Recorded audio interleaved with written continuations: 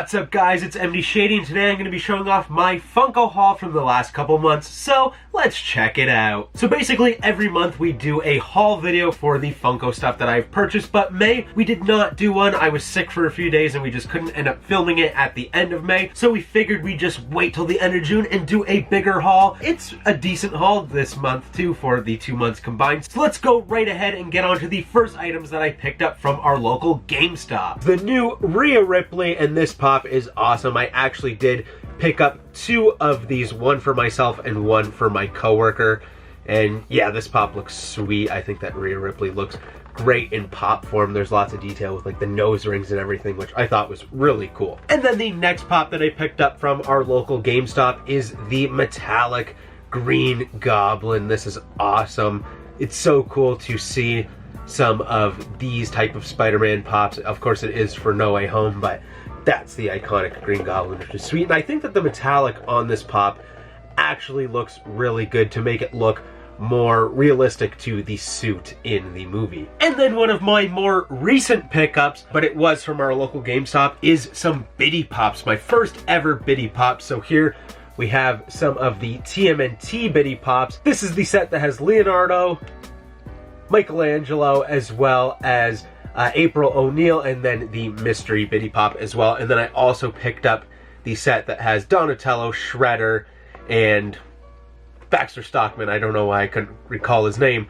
And then as well as the mystery pop. Unfortunately, they didn't have the other 2 sets that have Splinter, Raph, and Rocksteady, as well as the 8-bit pops, which I'm not too fond on those ones. But I figured I don't have any Biddy Pops and I do collect a bunch of TMNT, so I figured these were perfect to add to the collection. And unfortunately, I won't be opening these up today, but there will be a future video where I will open up both of these and we can see what different mystery ones I get, because I'm really excited to see what we get in here. And then moving on to a more obscure purchase, I actually found a pop at a garage sale and it was only $5. So the pop that I picked up at that garage sale is the 11th Doctor from Doctor Who, and this is a 2015 San Diego Comic-Con exclusive.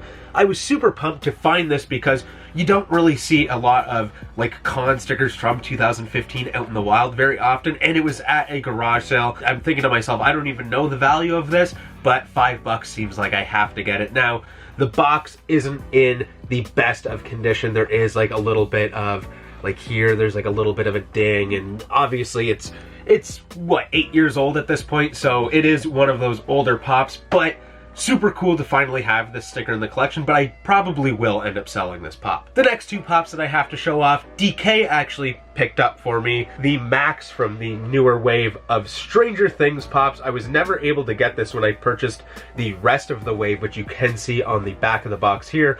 Walmart, for some reason, just did not have more than 1 Max, and I believe that Tristan over at Top Pops actually picked up the one that they did have there, so I missed out on it, but now I do have it, and it was at a great price because this was a pretty pricey pop at one point. And then the second pop that DK picked up for me is the 2023 WonderCon exclusive gelatinous cube. This thing is awesome. Is it better than the other gelatinous cube? Well, you can see a comparison video that DK did over these 2 pops. I personally think that this one is better. I like the added detail of like the hand and the bones and the arrow going through the cube itself.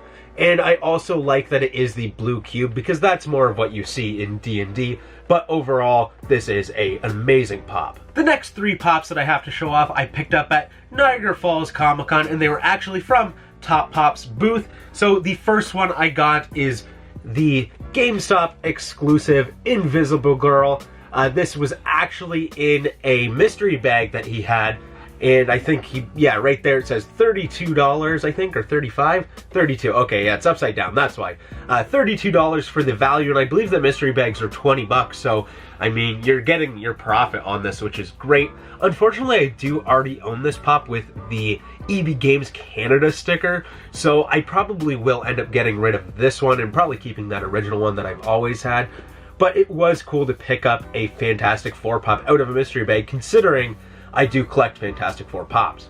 Tristan also had a table full of $10 Funko Pops. Whenever you can find Funko Pops at $5 or $10, I'm always scoping through them to see if there's any deals you can find or anything cool that you need to add to your collection, and there was. I found the Funko Shop exclusive DJ Khaled, and this is awesome. I mean, a Funko Shop exclusive for $10, you can't go wrong with that. I love adding more pops to the Pop Rocks lineup, so this was awesome to find, and I'm surprised that Tristan would have a pop like this at such a cheap price, though it doesn't really have a ton of value. And then the last pop that I picked up from Tristan is this WinterCon? No, it's WinterCon. It's got that WinterCon 2023 sticker, the Summon Skull, one of my favorite Yu-Gi-Oh! Duel monsters of all time, so super happy to finally pick this up. Definitely jealous that DK has had this in his collection for a bit now, and I haven't had it, but now I do, and Summon Skull looks wicked. So excited to add it to my shelf of Yu-Gi-Oh! Pops. And then the last set of pops that I have to show off is actually the biggest set of pops, and that was from the toy show that me and DK went to back in May. And if you guys haven't watched that video, go check it out, because that was a really cool toy show. We did have a table there, and it was a great time. We sold a bunch, we bought a bunch, and I gotta show you guys what I got. So you guys may have seen in that video that the first thing that I picked up was this, the Phase 3 Deluxe Moments with Eddie, Dustin, and the demo bats. This was awesome. Before the show had even started, I had sold a pop for $40, and then I was kind of just doing one of these, glancing around, and I could see it in the distance, and I said, DK, I'll be right back, I gotta go do something. Found it. It says 85 on the sticker, which is weird, but I'm pretty sure the guy had charged me $80, which I thought was completely fine, because this is the first time and only time that I've seen this thing in person. And then the next purchase that I made was for a Pop and Tea bundle, and that is from Yu-Gi-Oh! With the Toon Dragon. Unfortunately, this is a double XL, so it will be pretty big for me, but I don't really care too much. Mostly wanted to just have this in my collection, and it was actually a great deal.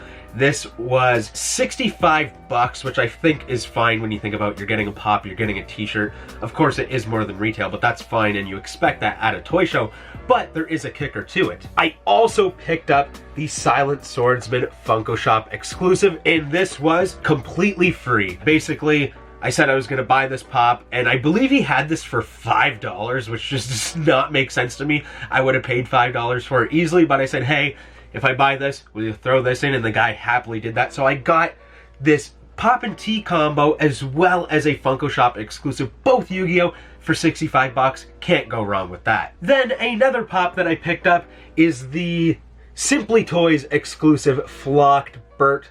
I wasn't going to collect the flocked Sesame Street pops, but it feels like I've been seeing them a lot recently, and I actually got a really good deal on this. This was actually also free. Technically, nothing's really free, but I didn't actually pay money for this. I traded for this. Basically, what had happened is I had seen a booth that was across from us that had this pop, and I knew I wanted it, so I basically told the guy, hey, you have this for this price. If you want to come over to my booth, I'll give you like double the value in pops if you want to take. And he was like, you know what, that sounds like a good deal. Basically, he can get like more than double the value and try to sell those pops instead of trying to sell this pop and just getting half of that value. So essentially I got it for free, and I got rid of some pops that I don't necessarily need to be able to obtain this one. But anyways, here's a closer look at the flocking on Bert. It looks great, and I don't believe, yeah, I don't have the flocked Ernie, so that is one that I'm going to have to look for pretty soon. Then, as me and DK were sitting at our table selling some pops, we had a customer, I guess, come over to us and ask if we would trade pops, and we said, well, it depends what you got. So he opened up his backpack and he pulled out 4 or 5 pops, and the first pop that he pulled out was this, and I knew I had to have it. And that is the FunCon 2022 Shredder from the Power Rangers and TMNT lineup. This is so sweet. I was surprised to see this. It's the first time I had seen it in person. And I forget the exact trade that we did, but me and DK basically did like a bundle trade where we each traded pops from our collection and we each got like pops in return. So yeah, super awesome to finally have this in the collection. And then keeping up with that same collection, I also picked up the Raphael Red Ranger as well. I did a bundle deal on this one where There was a pop that DK wanted, so basically I went up, and I believe it was the Cody Rhodes from WWE, the newer Cody Rhodes. I basically did a bundle deal where we got, I believe, $10 off, or maybe it was $15 off for both of the pops. So that was great because now I'm getting one step closer to completing this TMNT Power Rangers mashup set. So closer to the end of the toy show, I was walking around and I seen a pop that I really had my eyes on. So I ended up conversing with the guy that was running the booth, and then he asked me if there was anything that I was interested at his booth, and I said, yeah, I'm interested in that pop, but I'm not interested in paying any money for it because I'm cheap. So I basically told him I'm interested in this pop. It was $75, I believe. So I told him, hey, if you want to come over to my booth, I'll let you pick out $150 worth of stuff, and basically we'll make an even trade. So I picked up a Funko Classics pop. Can you have any guess of what this pop is? If you guessed Lotso, you were correct. This is awesome. So happy to finally add this to my collection. The pop looks wicked. Of course, you get the coin, the pin, and the card as well, so that's awesome. Super pumped about this, and basically the guy had come up to my booth and he didn't even end up taking $150 worth of pops. It was probably about $110, so I think it was a really good deal for me as well as for him. And then finally, the last pop of this haul, and a pop that I've been wanting to add to my collection for such a long time. Basically, the story behind this one is I had a guy come up to our booth. He had some interest in a couple different pops. So he was like, hey, do you want to make a trade? Come over to my booth and we can make a trade. So I went over, and for the value of the pop that I had, I couldn't really find anything that I necessarily needed. There was some cool stuff, but it was a lot of ad icons that I already had. So I knew I had to maybe fork up some money to get this one. So basically what happened was I picked up a Kermit the Frog. If you see there, the price was $200. I believe that the pop that I traded him was $55 in value. So I said, hey, I want the Kermit. What do I have to do to get that on top of this $55 pop? And he was like, kind of like 150 bucks. And I was like, I kind of don't really want to pay 150 bucks on top of that pop as well. So we ended up working it out to, I think I paid $120 basically for this Kermit the Frog, plus the $55 pop. So that works out to 175 bucks in value, I guess I spent on this, which I think is great.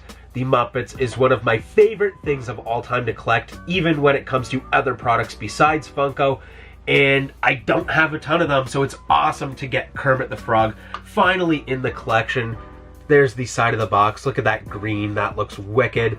And then the back of the box. I got a long ways to go when it comes to the Muppet Pops, but Kermit definitely makes it one step easier. But anyways, guys, that's all the pops that I bought in the month of May and June, and I hope you liked this video. And if you did, don't forget to smash the like button.